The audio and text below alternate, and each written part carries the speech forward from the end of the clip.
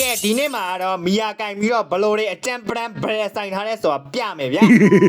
ကျွန်တော်တို့ဘက်မှာဘလူပါလာလဲတိလားတီးဆရာပါလာတယ်တီးဆရာကဲပွဲလက်စပြီဆိုတော့အားလုံးပဲစေးထိုးလိုက်ကြရအောင်ဒီတောက်စင်မှာတော့ငါ့ကိုအရန်နေဖြစ်နေတာအိုင်ထားတာပါလဲမာတာမိခင်ကြီးမီယာအမလေးတေးတော့မှာပဲပြီးနားလို့ပေးလိုက်တာနော်နောက်တစ်ခါလမ်းမှာမတွေ့စင်နဲ့တော်တွားရင်နဲ့တူတယ်ဟေးဩ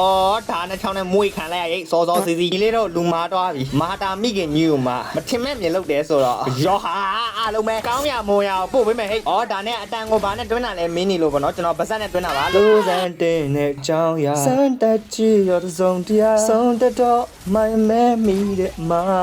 ကောင်မစားကျင်တယ်စားပြီးတော့လေအမဖိုက်တလုံးနဲ့ကြံခဲ့မှမစူးစမ်းနဲ့ကြောင်းရပါဒီအောက်စင်မှာတော့ဘာတော့ပြီးလိုက်မှာမဝေးနောက်ကနေချခံလိုက်ရပြီဒီပဲထဲမှာဆိုရင်ကျွန်တော်စေးပါကိုဝင်ချတာမာတော့ပေါ့နော်ကျွန်တော် level 4ရင်သုံးလိုက်တာအဲ့ဒါမာတော့တယ်တီးတယ်ငါတက်တယ်စေးပါ level 4ပိုင်းတဲ့ခါကျမှငါ level 4ကိုပြောက်ပြီးတော့ပြီးရမှာဟုတ်ကြာလို့အချိန်ချိခိုက်လုံးလာစိုက်တဲ့တာဝါကြီးလဲချွေးတာဝါကြီးတာဝါချိုးမနိုင်မှာတို့ကျွန်တော်တာဝါကြီးတိုင်းမိတိုင်းလိုက်ခိုးခဲ့တာပေါ့နော်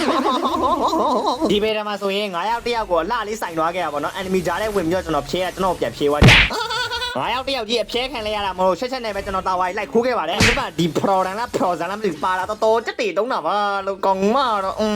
တေကန်นี่ဟိုးအဝေးကနေတော့တူအားဖြစ်ပြီးတော့ဒီကောင်မတော့ဟိုကလည်းပေးလို့မရတဲ့အချိန်နေဆိုတော့ကျွန်တော်ဘယ်လဲစိုင်ပြီဆိုတော့စိုင်တာပေါ့နော်တီးစီရလဲဘာတန်နေတော့ပါတူပဲပြန်တီးခံနေရတယ်ကောင်မနောက်ကနေတော့စိတ်နဲ့လမ်းပြစ်နေပါတယ်တဲ့ကဲခွင့်ရေးဆိုတော့တစ်ခါပဲရမယ်တစ်ခါမရဘူးဆိုတော့အဲ့တဲ့ခွင့်ရေးလဲမှာမရရအောင်တာဝါချိုးမယ်ဟဲ့ product မှာတကောင်မဲကြံတာဆိုတော့ချိုးကြဟဲ့ချက်နဲ့ချက်စရာမဟုတ်တာဝါချိုးတယ်ဆိုတာဂုံယူစရာလဲတာဝါဂိမ်းကိုတာဝါချိုးရတယ်ဆိုမှတာဝါချိုးတာဆိုတော့